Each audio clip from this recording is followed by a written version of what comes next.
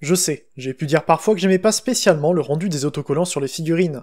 Malgré leur qualité, malgré les idées derrière, c'est généralement quelque chose que j'évite. Mais ici, non seulement c'était un cadeau, mais en plus, j'en avais besoin. Pour tous ceux qui pourraient se demander ce que je gagne à faire de la pub pour Transforverse, voici la réponse. C'est également des cadeaux d'anniversaire et Skyquake était un achat fait sur le site depuis quelques mois, qui n'attendait que d'être expédié. Mais pour le reste, c'est grâce à vous.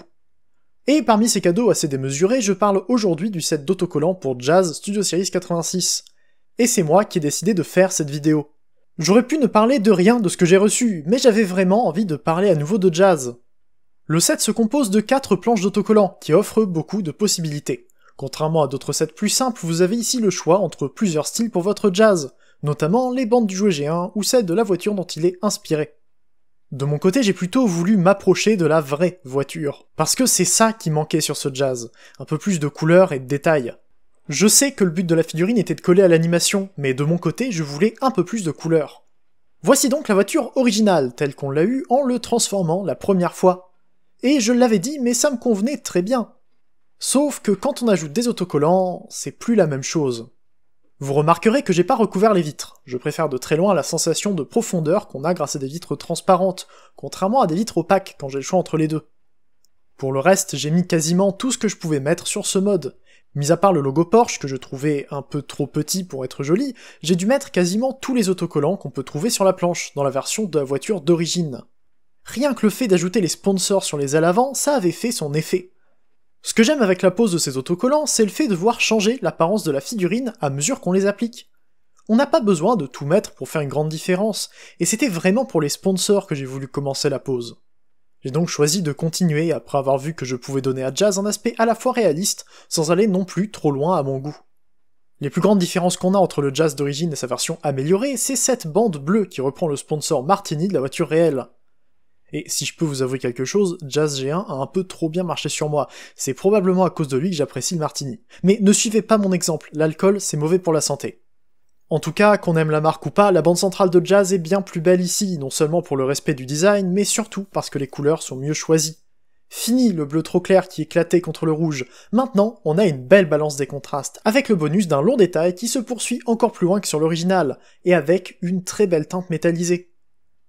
Bon, par contre, si on met pas les autocollants des vitres, on a quand même la pièce blanche au milieu de la vitre arrière, qui peut ne pas plaire. Et sur les côtés, on a également le rappel des bandes, disponible en plus fin pour l'aspect jouet G1, et surtout, les portières sont entièrement recouvertes pour avoir le bon numéro et un rappel de Martini. Et je trouve que ça fait aussi une grande différence, notamment pour la typographie utilisée qui est bien meilleure que l'original. En tout cas, avec ces nouveaux détails, il passe mieux avec Wheeljack. Les voitures faisaient pas forcément le même type de course, mais ça reste 2 voitures de sport, et Jazz était beaucoup trop dénudé jusque-là. En tout cas, sans les autocollants des vitres, je trouve qu'il est assez proche du reste de ma collection Generations. C'était mon plus gros problème avec ce genre d'ajout, je voulais pas que les rares figurines avec Toyax finissent par jurer parmi mes étagères. Plutôt que vous montrer la transformation comme je le fais, je parlerai un peu plus de Transforverse.eu. Après tout, la vidéo est quand même là grâce à ce site. Et il y a beaucoup à dire. Notamment que si vous cherchez des figurines des années passées, il y en a des arrivages réguliers.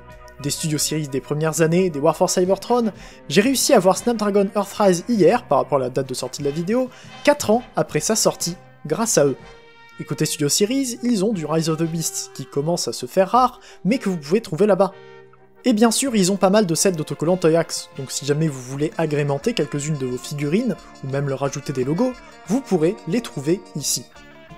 Oh, et un dernier petit message, si comme beaucoup vous voulez collectionner à moindre coût, vous trouverez aussi une section de rabais à cause de boîtes qu'ils reçoivent malheureusement en mauvais état.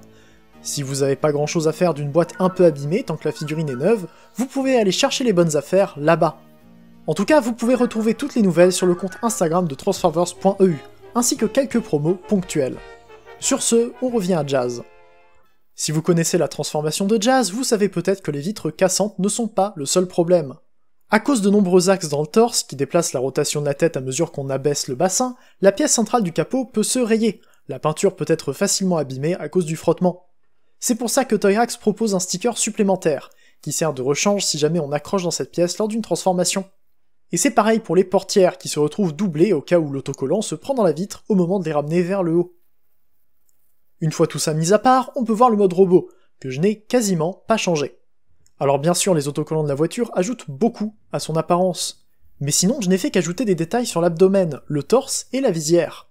Je voulais pas non plus le dénaturer, et je n'ai mis que le minimum pour le rendre plus à mon goût, et en plus, un peu plus proche du Origin Jazz. Oui, parce que la visière bleu chromé Toy Axe offre une couleur plus sombre que la peinture originale, ce qui aide à le rendre plus proche de sa version cybertronienne. Alors en plus de ça, les autocollants de la ceinture foncent un peu le tout également, ce qui ne fait que le rendre plus proche. Pour la différence évidente de la bande bleue et des sponsors, ça ne me dérange pas, puisqu'il n'y a aucune raison pour que les bandes Martini existent sur une autre planète, et Jazz n'avait pas à porter les sponsors sur Cybertron non plus. Bref, tout ça pour dire qu'il y avait d'autres options, comme les détails sur les jambes des autocollants G1, ou même quelques points sur les bras, ainsi que des numéros supplémentaires à mettre à l'intérieur des portes pour pouvoir les laisser ouvertes dans ce mode. Ce que je vous présente ici, c'est juste ma propre version, où j'ai d'ailleurs choisi de laisser le logo Autobot au milieu du torse. On peut choisir de ne pas le mettre du tout, il y a une variante pour ça. Donc, non seulement vous avez les oublis et ajouts un peu attendus, mais vous avez également plus encore, pour pouvoir faire la figurine que vous voulez vraiment. Et ça rend les sets Toy Axe très intéressants, même si vous n'utiliserez jamais tout ce que vous achetez. Et je n'ai rien de plus à dire sur Jazz et ses stickers. De mon côté, c'est un cadeau que j'ai beaucoup apprécié, et pour lequel je peux vous remercier. Sans vos visites sur Transforverse et vos achats là-bas, le partenariat n'aurait pas été assez avancé pour que je puisse avoir, entre autres, un set d'autocollants Toy Axe à vous présenter. Pour le reste de ce que j'ai eu, il est probable que j'en parle un jour ou l'autre. En tout cas, c'est tout pour moi pour aujourd'hui. J'espère que cette courte vidéo vous aura plu et que ça vous permettra de décider d'un potentiel achat. Je vous rappelle que vous pouvez acheter vos sets de stickers Toy Axe sur transforverse.eu et je vous remercie encore pour votre participation. Faites un tour sur l'Arche sur Discord pour toutes vos questions et pour partager notre passion commune, et abonnez-vous pour ne pas louper mes prochaines vidéos. On se retrouve bientôt pour une prochaine vidéo, c'était Hider, fin jour, et salut.